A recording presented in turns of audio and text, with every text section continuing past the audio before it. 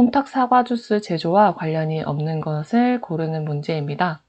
혼탁 사과 주스는 사과 주스에 과육 펄프가 들어있는 투명하지 않은 주스를 뜻합니다. 혼탁 사과 주스 제조와 관련이 없는 공정은 증류인데요.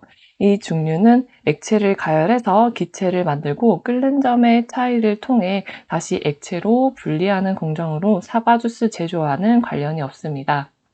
추가로 알아놓으시면 좋을 개념 중에 혼탁한 사과 주스를 맑은 사과 주스로 만들기 위한 공정을 바로 청징이라고 합니다. 사과 주스가 혼탁해지는 원인은 펙틴 등이 있는데요. 이 펙틴을 청진 과정을 통해 맑게 만드는 공정을 뜻합니다. 고기의 연화제로 많이 쓰이는 효소를 묻는 문제입니다. 육류 연화 효소로 많이 사용되는 것은 파파인인데요. 파파인은 파파야에 존재하며 단백질 분해 효소에 해당이 됩니다. 따라서 고기 연화제로 많이 사용되는 효소는 파파인입니다. 아밀라아제는 전분 분해 효소이고 프로테아제는 단백질 분해 효소, 그리고 리파아제는 지방 분해 효소에 해당이 됩니다. 아미노 카르보닐 반응에 의해 형성되는 갈색 물질을 묻는 문제입니다. 아미노 카르보닐 반응이란 단백질에 있는 아미노기와 탄수화물에 있는 카르보닐기가 만나서 발생하는 비효소적 갈변 반응에 해당이 됩니다. 비효소적 갈변 반응은 효소의 간여가 없이 갈색으로 변하는 반응을 뜻하는데요. 마이야르 반응이라고도 하며 아미노 카르보닐 반응을 통해 생성되는 갈색 물질은 멜라노이딘 색소입니다. 참고로 이 멜라닌 색소는 효소에 의한 갈변 반응 중 폴리페놀 옥시데이즈에 의한 갈변 반응에 해당되는 갈색 색소입니다. 정답은 4번이 되겠습니다. 식품위생검사 시 기준이 되는 식품의 규격과 기준에 대한 지침서를 묻는 문제입니다. 정답은 3번 식품공전인데요. 식품공전은 조사를 원하는 식품의 품질이나 위생에 대한 관리 지침서가 나와 있고 식품의 포장 용기 등의 기준 그리고 다양한 실험법 등이 제시되어 있는 지침서에 해당이 됩니다. 보리코지 제조 시 곰팡이가 번식하는 동안 분비되는 효소에 대해 묻는 질문입니다. 여기서 코지란 곡류에 곰팡이를 배양한 것으로 계량식 간장, 된장 제조에 많이 이용이 됩니다. 꼬지 제조 시 곰팡이가 번식하는 동안에 당 분해 효소인 아밀라제와 단백질 분해 효소인 프로테아제를 생성합니다. 따라서 분비되는 효소는 아밀라제 그리고 프로테아제입니다. 승화 현상을 이용한 건조법을 묻는 문제입니다. 여기서 승화의 개념을 보고 가도록 하겠습니다. 승화란 물체가 고체에서 기체로 변하는 성질을 말하는데요. 승화를 이용한 건조법은 동결건조법입니다. 이 동결건조법은 식품을 마이너스 18도 이하로 얼린 후 식품의 수분이 얼음 알갱이 상태가 되도록 한 후 동결건조기를 이용해서 빠르게 승화시키면 수분이 고체인 얼음에서 기체로 승화를 하게 되며 식품의 외형이 잘 보존된 다공질 상태로 건조가 되게 됩니다. 이 동결건조법은 비용은 비싸지만 원래 상태로 식품을 우수하게 유지할 수 있는 특징이 있습니다. 유기수은을 함유한 어패류에 의해 발생되는 질병을 묻는 문제입니다. 유기수은은 HG라고도 표기를 하며 유기수은이 함유된 어패류를 섭취하면 미나마타병이 걸리게 됩니다. 미나마타병은 손발이 마비가 되고 정신장애를 유발해서 사망을 일으킬 수 있는 맹독입니다. 참고로 알아두시면 좋을 개념의 1번 이타이병은 카드뮴이 원인 중금속인 식중독병에 해당이 됩니다. 식품 제조 가공 작업장의 위생관리에 대한 설명으로 옳은 것을 묻는 문제입니다. 작업장의 위생관리에 대한 문제는 지문에 있는 보기를 잘 읽어보고 정답을 고르시면 됩니다. 식품의 원재료 입구와 최종 제품의 출구는 반대 방향에 위치하는 것이 좋습니다. 그래야 제조 과정 중 교차 오염이 일어나지 않게 됩니다. 작업장에서 사용하는 위생장갑은 파손되지 않는 한 계속 사용 가능한 것이 아닌 폐기하고 새 것으로 사용하는 게 교차 오염을 예방할 수 있습니다. 벽 사이에 모서리를 직각으로 하게 되면 불순물이 많이 끼어 있을 확률이 높기 때문에 직각이 아닌 둥근 모양으로 만드는 것이 좋습니다. 일반 작업장의 경우 50룩스를 유지하는 것이 아닌 220룩스 이상을 유지하고 선별이나 검사를 해야 되는 구간에는 540룩스 이상을 사용해야 합니다. 정답은 1번입니다. 2급 감염병이 아닌 것을 묻는 문제입니다. 다음 중 2급 감염병이 아닌 것은 4번 비브리오 폐혈증인데요. 피부에 상처가 있는 사람이 오염된 바닷물에 들어가게 되면 폐혈증이 일어날 수 있고, 간 기능이 저하된 50대, 40대 사람이 이제 원인 음식을 섭취했을 경우에 폐혈증이 발생할 수 있습니다.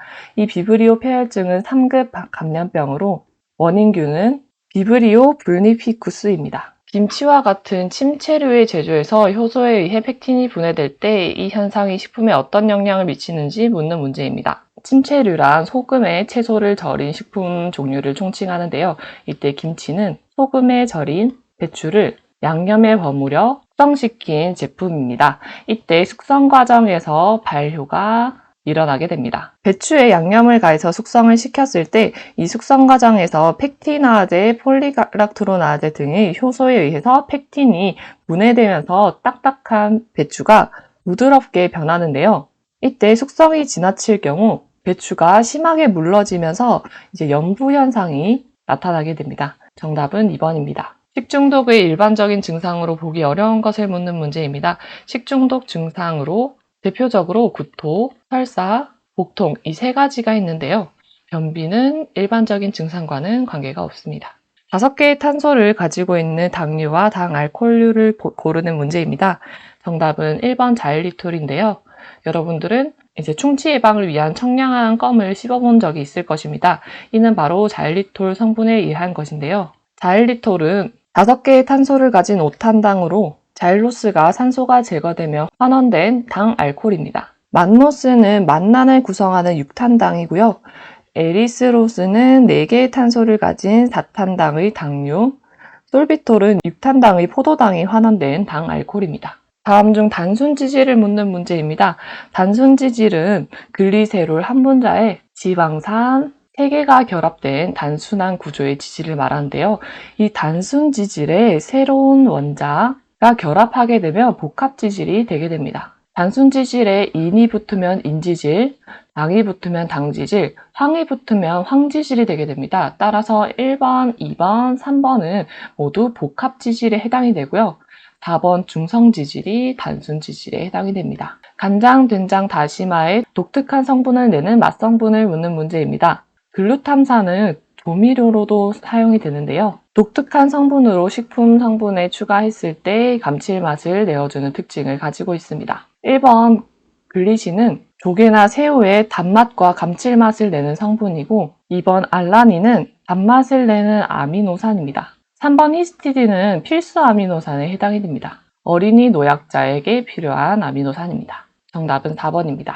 우레노가 신맛을 나타나게 되며 열에 약해서 가열 조리 시 50%가 파괴되는 비타민을 묻는 문제입니다. 정답은 비타민 C인데요. 비타민 C는 수용성 비타민으로 열에 가장 약한 특징을 가지고 있습니다. 추가로 열에 가장 강한 비타민은 바로 비타민 E입니다. 200도씨까지도 열에 안정한 특징을 가지고 있습니다. 분석용 시료의 조제에 관한 설명 중 적절한 것을 고르는 문제입니다. 지문을 하나씩 보며 문제를 풀어보도록 하겠습니다. 쌀 보리처럼 수분이 비교적 적은 것은 불순물을 제거 후 분쇄하여 60메시 체에 쳐서 통과된 것을 사용합니다. 60메시란 체의 눈금 단위로 쌀보리 등은 60메시 체에 쳐서 통과된 것을 사용하면 됩니다. 채소와 과일류는 믹서기로 갈아서 펄프 상태로 만들어 실온에 보관하는 것이 아닌 저온 보관이 적절하고요. 버터, 마가린의 유지를 105도씨 이상으로 건조시키게 되면 버터가 발연점보다 높기 때문에 40도씨 등 낮은 온도로 건조시키는 것이 적절합니다. 우유는 아래층 것만 사용하는 것이 아닌 균일하게 섞어 사용하는 것이 적절합니다. 인체에 감염될 경우 열이 단계적으로 올라 38도씨에서 40도씨에 이르면 2, 3주 지속되다 열이 내리게 되는데, 이 발열 현상이 반복되는 감염병을 묻는 문제입니다.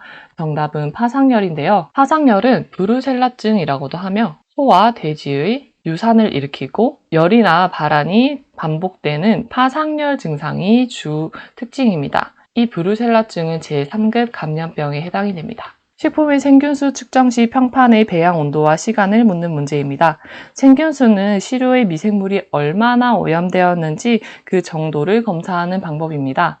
평판의 배양 온도와 시간은 35도씨에서 24에서 48시간 정도 배양해서 생기는 균의 집락수를 측정하고 식품 1g당 존재하는 세균의 수를 산출해서 생균수 측정을 실시합니다. 모카씨에 함유된 독소 성분을 묻는 문제입니다. 1번 아미그달린은 청매, 2번 고시폴은 모카씨, 3번 무스카린은 독버섯, 4번 솔라닌은 감자에 해당이 됩니다. 특히 싹이 난 감자입니다. 정답은 2번이고요. 아래 4가지 지문은 모두 자연독 식중독에 해당되며 자연독 식중독은 독성분과 원인식품을 반드시 암기해 놓으셔야 합니다. 식품을 냉동할 때 글레이즈의 사용 목적이 아닌 것을 묻는 문제입니다.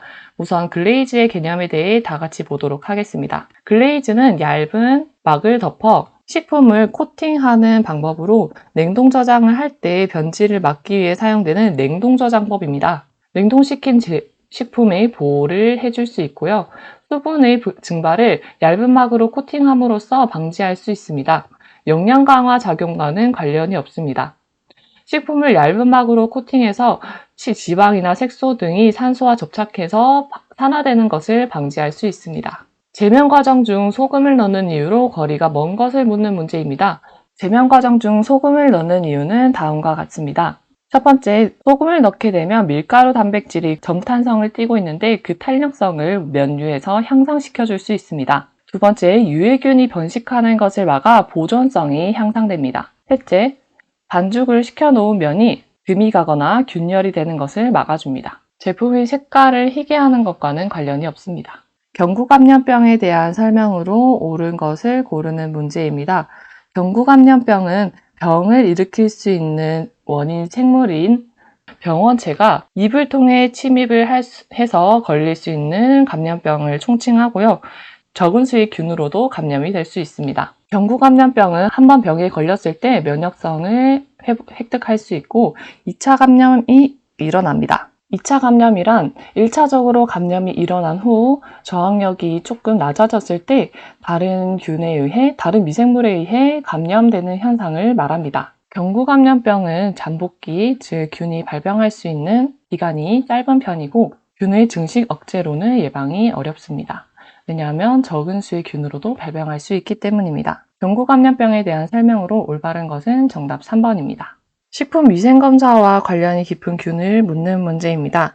식품위생검사는 이제 식품에 얼마나 오염이 되었는지를 파악할 수 있는 검사 방법인데요. 정답은 바로 2번입니다. 2번 대장균은 식품위생검사 지표 미생물입니다. 식품 중에 대장균이 있다는 것은 이 식품이 위생적으로 제조되지 않고 오염이 되었다는 뜻을 뜻하기 때문에 대장균이 있는지 없는지를 파악하며 위생검사를 실시합니다. 필수 아미노산이 아닌 것을 고르는 문제입니다. 필수 아미노산이란 우리 몸 안에서는 합성되지 않아 식품을 통해 섭취를 해야만 하는 아미노산을 뜻합니다. 필수 아미노산에는 발린, 류신, 아이소류신, 라이신, 트레오닌, 메티오닌, 페닐알라닌, 트립토판이 있습니다. 리신과 라이신은 같은 말입니다. 필수 아미노산과 관련이 없는 것은 4번입니다. 탄수화물, 단백질, 지방의 3가지 영양소에 관한 소화효소가 모두 들어있는 것을 묻는 문제입니다. 정답은 최액인데요. 최액에서 탄수화물을 분해할 수 있는 효소는 아밀레이즈, 단백질을 펩타이드로 분해할 수 있는 트립신, 지방을 지방산과 글리세롤로 분해할 수 있는 라이페이스가 있습니다. 상압가열건조법에 의해 수분을 정량할 때 건조기의 온도로 적당한 것을 묻는 문제입니다. 상압가열건조법은 수분이 얼마나 포함되어 있는지 수분의 양을 측정하는 수분 정량법인데요. 물을 끓는 점보다 조금 높은 온도에서 건조를 하게 됩니다. 물을 끓는 점은 100도씨이므로 물을 끓는 점에서 약간 높은 105도에서 110도에서 실시하게 됩니다. 과자나 빵의 부피를 증가시킬 목적으로 사용되는 첨가제를 고르는 문제입니다. 바로 팽창제인데요. 이 팽창제는 가스를 방출해서 반죽의 부피를 증가시키는 식품 첨가물입니다. 유화제는 물과 기름처럼 섞이지 않는 물질을 섞어주는 식품 첨가물이고, 보존료는 미생물에 의해서 품질이 낮아지는 것을 방지해서 이제 보존할 수 있는 기간을 늘려주는 것을 이야기합니다. 이영제는 식품의 형태를 잘 유지할 수 있도록 하는 식품 첨가물로 원료가 용기에 붙는 것을 방지합니다. 병원성 장염 비브리오균의 최적 증식 온도를 묻는 문제입니다. 작년 비브리오균은 비브리오 파라헤몰리티쿠스가 원인균이며 7월에서 9월 중에 여름철 바다에서 증식을 잘 할 수 있는 호염성 해수세균입니다. 이때 호염성은 소금물에 잘 크는 균을 이야기합니다. 작년 비브리오균의 최적 증식 온도는 여름철 바닷물의 온도대인 30도에서 37도씨입니다. 단백질의 변성에 대한 설명으로 옳지 않은 것을 묻는 문제입니다. 정답은 2번인데요. 단백질의 변성은 아미노산이 펩타이드 결합을 해서 일어난 아미노산의 배열인 1차 구조는 유지한 채로 2차, 3차, 4차 구조가 파괴돼서 변형이 일어나는 현상입니다. 따라서 1차 구조가 변형되는 것이 아닌 2, 3, 4차 구조가 변화된다고 이해하시면 됩니다. 젓갈의 제조에 있어 원료를 부패시키지 않고 알맞게 숙성시킬 수 있는 식염 온도를 묻는 문제입니다. 젓갈은 수산 발효 제품으로 어패류를 염장한 후 일정 시간 숙성시킨 제품입니다. 보통 20%에서 30%의 식염을 첨가합니다.